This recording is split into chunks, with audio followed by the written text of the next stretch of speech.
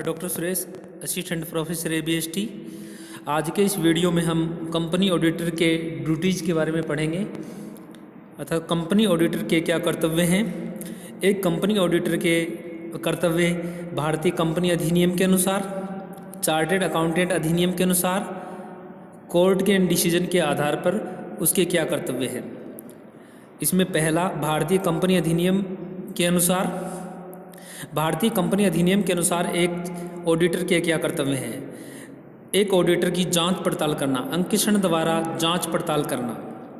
Section 2271(1) के अनुसार company की प्रतिभूतियों के आधार पर अग्रिम व ऋण उचित रूप से सुरक्षित हैं या नहीं हैं, इन चीज़ों की जांच करना।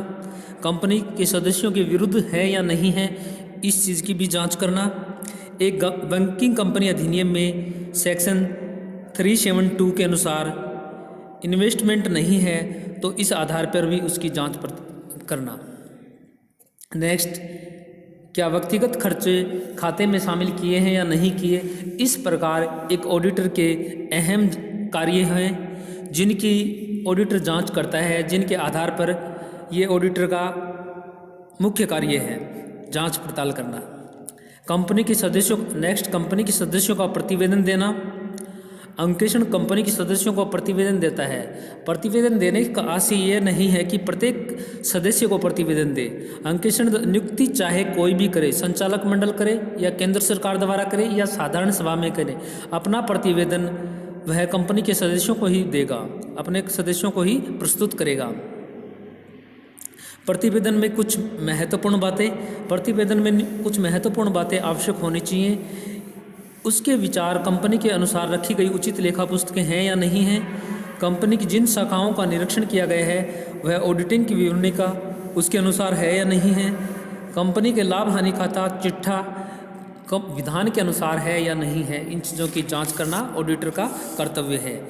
सेक्शन 2274(a) के अंतर्गत कर्तव्य। एक ऑडिटर के सेक्शन 2274(a) के अंतर्गत कुछ कर्तव्य दिए गए हैं जिनका ऑडिटर पालन करना आवश्यक होता है। जिनका पालन किया है या नहीं किया, ये ऑडिटर के लिए आवश्यक है, उनका पालन किया जाना चाहिए। प्रविवरण अर्थात प्रोस्पेक्ट को शामिल करने हेतु प्रतिवेदन देना। ऑडिटर का कार्य है कि प्रतिवेदन को शामिल करने के लिए प्रतिवेदन दिया जा सकता है। प्रविवरण को शामिल करने के लिए प्रतिवेदन दिया जा सकता है। प्रतिवेदन देने के लिए निम्न बातों का होना आवश्यक है, अर्थात निम्न बातें देना आवश्यक है। पिछले 5 वर्षों का लाभ हानि खाता, कंपनी के अंतिम वर्ष में कंपनी की संपत्तियों का विवरण, कंपनी के पिछले 5 वर्ष में अंशों लाभांश की दर, किस श्रेणी के लाभांश दिया गया, इन सभी का होना आवश्यक है। नेक्स्ट, वैधानिक प्रतिवेदन को प्रमाणित करना। ऑडिटर का कार्य है कि वैधानिक प्रतिवेदन को प्रमाणित किया जाना चाहिए। प्रमाणित करने के लिए कंपनी द्वारा अलॉटमेंटेड अंश कितने हैं, ऐसे अंशों पर प्राप्त रकम, कंपनी की प्राप्ति व भुगतान। नेक्स्ट, अनुसंधान के संबंध में कर्तव्य। कंपनी का भारतीय कंपनी अधिनियम के अंतर्गत इन्वेस्टिगेशन चल रहा है तो कंपनी ऑडिटर को देखना है कि उसके अनुसंधान के अनुसार उसका कर्तव्य है या नहीं है, उनके प्रपत्रों की जांच की है या नहीं की, इन चीज़ों का ऑडिटर का कर्तव्य है। कंपनी के समापन पर शोधन क्षमता की घोषणा करना। कंपनी का अगर समापन है तो उसमें कंपनी के पास में कितनी शोधन क्षमता है, इस चीज़ की घोषणा करना भी ऑडिटर का कर्तव्य है। चार्टेड अकाउंटेंट अधिनियम के अनुसार ऑडिटर के क्या कर्तव्य हैं। चार्टेड अकाउंटेंट अधिनियम के अनुसार ऑडिटर के निम्न कर्तव्य हैं। नंबर 1, अयोग्य व्यक्ति को अपने नाम से प्रैक्टिस नहीं करने देना। एक चार्टेड अकाउंटेंट अपने नाम से किसी दूसरे व्यक्ति को प्रैक्टिस नहीं करने देगा। यदि ऐसा करता है तो उसके विरुद्ध कार्रवाई की जाएगी। वह अपने किसी साझेदार को या अन्य किसी कर्मचारी को किसी भी नाम से अपने नाम से प्रैक्टिस नहीं करने देगा। अपनी आय को दूसरे की आय में से हिस्सा नहीं देना। अपनी आय में से दूसरों को हिस्सा नहीं देना। ऑडिटर का कर्तव्य है कि वह अपनी आय में से दूसरे को हिस्सा नहीं देना। कई बार क्या होता है कि ऑडिटर इस बिहाफ पे संचालक मंडल को नियुक्ति में संचालक मंडल द्वारा नियुक्ति दी जाती है कि उसको जो इनकम मिलेगी, जो आय होगी, उसमें से कुछ हिस्सा संचालक मंडल को देना होगा।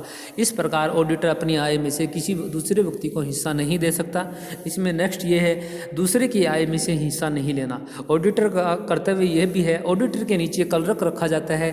तो ऑडिटर कई बार ऑडिटर क्लर्क से टाई अप कर लेता है कि तुझे मैं यहाँ पर क्लर्क के रूप में नियुक्ति दे दूंगा और उसमें से इतना % हिस्सा मुझे मिलना चाहिए। तो इस प्रकार यहाँ पर ये नियम ये है कि ऑडिटर दूसरे की आय में से हिस्सा नहीं लेना चाहिए।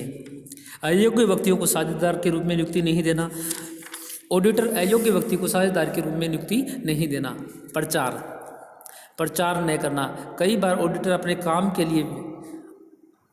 काम के लिए अपनी सेवाओं को सफल बनाने के लिए प्रचार करने लग जाता है। भारतीय चार्टर्ड अकाउंटेंट अधिनियम के अनुसार ऑडिटर अपने कार्य का प्रचार नहीं कर सकता।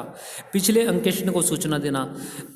ऑडिटर इस वर्ष ऑडिटर को नियुक्त किया गया है तो वह पिछले वर्ष के ऑडिटर को सूचना देना आवश्यक होता है। कंपनी विधान की धारा 226 का पालन करना। ऑडिटर का कर्तव्य है कि अपने कर्तव्यों में कंपनी विधान की धारा 226 का पालन करना आवश्यक होता है। लाभ पर आधारित फीस न स्वीकार करना। ऑडिटर का कर्तव्य है कि वह अपना रेम्युनेशन एक निश्चित अमाउंट में प्राप्त करे, लाभ के आधार पर प्राप्त न करे कि कई बार ये हो कि व्यापार में इतना लाभ हुआ तो इस % पे उसको कमीशन मिल जाएगा। इस आधार पर ऑडिटर अपना पारिश्रमिक प्राप्त नहीं कर सकता। अन्य कोई व्यवसाय नहीं करना। ऑडिटर का कर्तव्य है कि वह अन्य कोई भी व्यवसाय नहीं कर सकता अगर ये ऑडिटिंग का कार्य करता है तो। प्रतिस्पर्धा को न बढ़ाना, प्रतियोगिता को न बढ़ाना। कई बार ऑडिटर अपनी प्रतियोगिता को बढ़ा देता, अनावश्यक प्रतियोगिता को बढ़ा देता है, ऐसा ऑडिटर नहीं कर सकता। अनाधिकार व्यक्तियों को हस्ताक्षर नहीं करने देना। नियोक्ता की सूचनाएं गुप्त रखना। बिना जांच के कोई प्रमाण पत्र न देना। सारभूत तथ्यों को प्रकट करना। सारभूत मिथ्या कथन की सूचना देना। लापरवाही न करना। नियोक्ता के धन को अलग रखना। अब यहाँ पर हमारे पास नेक्स्ट न्यायालय के अनुसार यानी कोर्ट के अनुसार ऑडिटर के क्या कर्तव्य हैं। नंबर 1, उचित सावधानी व चतुराई पूर्वक कार्य करना। ऑडिटर का कार्य उचित सावधानी व चतुराई पूर्वक कार्य करना है। ऑडिटर का कर्तव्य है कि वह कार्य को उचित सावधानी और चतुराई पूर्वक करें ताकि किसी प्रकार की कोई गलती न हो। अंकेक्षण। ऑडिटर ईमानदार होना चाहिए। ऑडिटर का कार्य है कि वह ईमानदार होना चाहिए, अर्थात वह ईमानदार हो और दूसरे व्यक्तियों को भी ईमानदार समझे।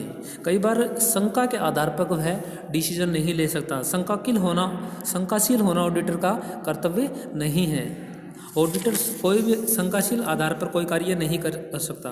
पर्याप्त शुद्धता की जांच करना। ऑडिटर का कार्य है कि खातों की पर्याप्त शुद्धता की जांच करे। इस प्रकार जांच करे कि एक सामान्य व्यक्ति उन खातों की जिस प्रकार जांच करता है उसी आधार पर ऑडिटर का भी कर्तव्य है कि जांच करना। सत्यता की गारंटी देना ऑडिटर का कर्तव्य नहीं है, नहीं बीमक है। यहाँ पर ये देखना है कि ऑडिटर अगर खातों को चेक कर लेता है तो यहाँ पर ये जरूरी नहीं है कि उसमें गलतियाँ नहीं होंगी। ऑडिटर शुद्धता की गारंटी नहीं देता, न ही इंश्योरेंस करता है। अर्थात सलाह देना ऑडिटर का कर्तव्य नहीं है। ऑडिटर का कर्तव्य नहीं है कि वह सलाह दे। अंकेक्षण को सूचना देना ऑडिटर का कर्तव्य है। अंकेक्षण का कर्तव्य है कि वह अंशधारियों को सूचना दे, ये ऑडिटर का कर्तव्य है। वैधानिक कर्तव्य कम नहीं किए जा सकते।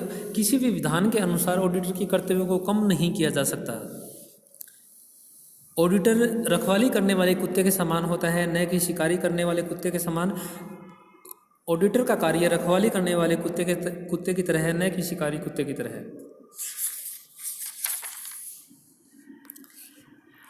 कंपनी ऑडिटर की स्थिति।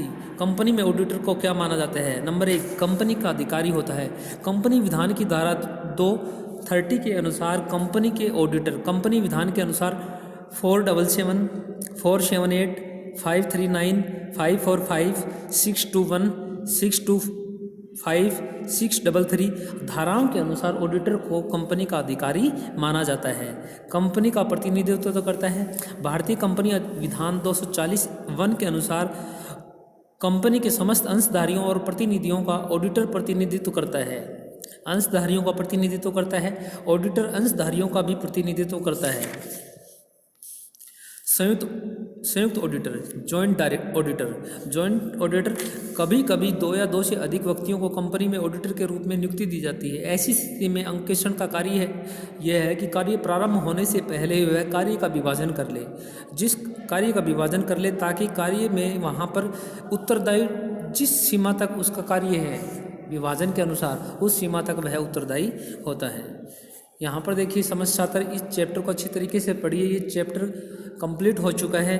अगर फिर भी किसी स्टूडेंट को समझने में कोई परेशानी है तो मेरे व्हाट्सएप नंबर पे मेरे से संपर्क कर सकता है। यहाँ पर हमने ऑडिटर के कर्तव्य पढ़े हैं। इन कर्तव्यों को देखिए। हमारे पास ये कर्तव्य कंपनी विधान के अनुसार, चार्टर्ड अकाउंटेंट एक्ट के अनुसार और कोर्ट के माध्यम से उनके कर्तव्य तय किए गए हैं। इन कर्तव्यों को अच्छी तरीके से ऑडिटर पढ़े।